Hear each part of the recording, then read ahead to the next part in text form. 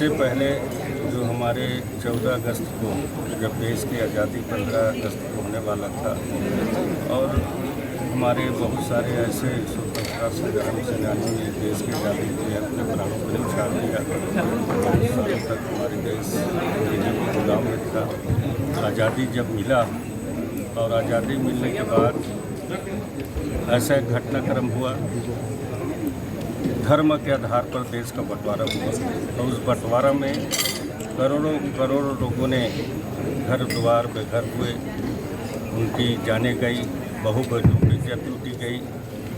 अब इस तरह से बहुत ही प्रताड़ना का शिकार हुए। आज भी हमारे बहुत सारे पाकिस्तान से जो आए हैं लोग भाई, पंजाब से, अन्य प्रांत से उसी को लगा हुआ, उनके पास हम लोग बैठते हैं, बातचीत करते हैं।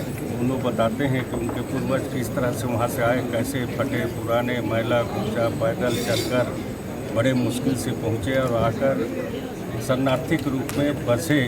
उस समय के कई दिनों तक भारत सरकार ने उनको सुविधाएं उपलब्ध कराई, बाकी बहुत ही प्रताड़ना का शिकार हुए। और बताते हैं तो हमारा भी रोंगटा खड़े हो जाता है कि इस तरह से त्रासदी हमारे देश में हुआ था और खाली एक धर्म के आधार पर विभाजन हुआ था। 2 प्रधानमंत्री बनाना था और उसके आधार पर इस तरह से निर्णय किया जिसमें करोड़ों लोग बेघर हुए, लाखों लोग मारे गए, बहन बेटियों की इज्जत लूटी गई। इस तरह से बड़ा ये था। हमारे देश के माननीय प्रधानमंत्री जी को मैं धन्यवाद दूंगा।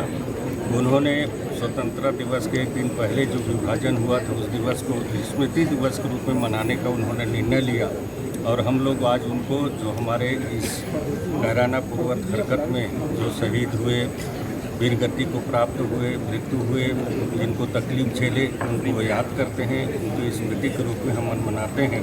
उनको आज हम लोग नमन भी करते हैं। आज यहाँ पर हमारे भारतीय जनता पार्टी माननीय जिलाध्यक्ष के नेतृत्व में हम लोग उनकी स्मृति में मौन जुलूस भी शास्त्री चौक से लेकर इस जवाहरलाल नेहरू सभागृह तक के मौन जुलूस भी हमारे जिलाध्यक्ष के नेतृत्व में हम लोगों ने निकाला और यहाँ पर अभी बहुत सारे संख्या में लोग, जनप्रतिनिधिगण, आम नागरिकगण, अधिकारी कर्मचारीगण उपस्थित हुए। उनके समक्ष में अपने अपने विचार साझा किया और इस पल को याद करने का प्रयास किया। मंत्री जी, इतिहास की इस त्रासदी को क्या स्मृति दिवस के रूप में सीमित रखेंगे या स्कूल कॉलेजों में बच्चों को भी पढ़ाया जाएगा?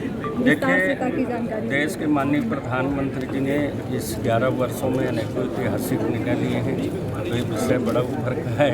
बाकी निश्चित तौर पर 2047 विकसित भारत की ओर हम लोग बढ़ रहे हैं और निश्चित तौर पर पहले तो कोई इसको याद नहीं करता था, बाकी हमारे प्रधानमंत्री ने इनको याद करना प्रारंभ किया है, तो आने वाला समय पर भी अच्छा काम होगा।